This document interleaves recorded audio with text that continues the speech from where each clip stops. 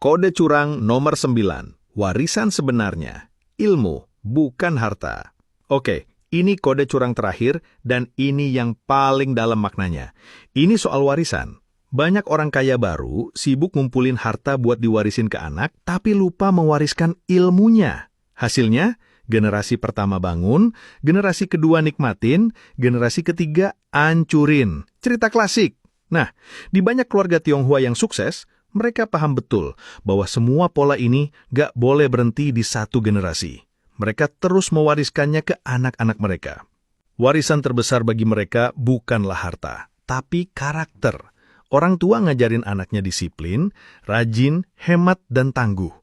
Anak-anak dilibatkan dalam usaha keluarga sejak kecil, bukan buat dieksploitasi, tapi buat belajar langsung dari lapangan. Mereka nggak cuma mencetak orang kaya, tapi membentuk ekosistem keluarga yang produktif dan saling mendukung. Karena mereka sadar, ilmu, nilai, dan etika kerja yang ditanamkan lintas generasi itulah kekayaan yang sesungguhnya. Ini seringkali jadi titik lemah kita. Kita terlalu fokus ngasih ikan ke anak kita, berupa fasilitas dan uang, tapi kita lupa ngajarin cara memancingnya. Kita ingin anak kita hidup enak dan nggak ngerasain susah. Tapi tanpa sadar, kita malah menciptakan generasi yang manja dan tidak siap menghadapi kerasnya hidup. Di mana cara memulainya? Bahkan kalau lo belum punya anak. Mulai dengan diri sendiri. Coba buat buku warisan pikiran lo. Nggak perlu buku beneran. Bisa di notes HP. Setiap kali lo belajar sesuatu yang berharga soal uang, kerja atau hidup, tulis di situ. Entah itu, jangan pernah berutang untuk hal konsumtif, atau cara negosiasi sama supplier. Anggap ini adalah wasiat ilmu lo untuk diri lo di masa depan atau untuk siapapun yang nanti akan lo wariskan. Ini adalah cara mengubah pengalaman lo menjadi aset yang bisa diturunkan. Jadi itulah 9 kode curang finansial yang sudah kita bedah.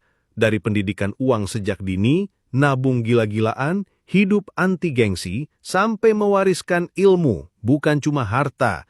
Intinya, seperti yang kita lihat, sukses itu bukan soal keberuntungan, tapi soal kebiasaan. 9 kebiasaan tadi bukanlah sihir atau privilege etnis. Itu adalah sebuah sistem, sebuah software yang bisa diinstal di otak siapa aja yang mau, terlepas dari latar belakang lo. Maka pertanyaannya sekarang bukan, bisa nggak gue jadi kaya? Tapi, mau nggak gue hidup disiplin kayak gitu? Mau nggak lu nahan gengsi? Mau nggak lu masak sendiri? Mau nggak lu berhenti nyalahin keadaan dan mulai ngatur hidup lu sendiri dengan bijak? Jawab di hati lu masing-masing. Udah, gitu aja.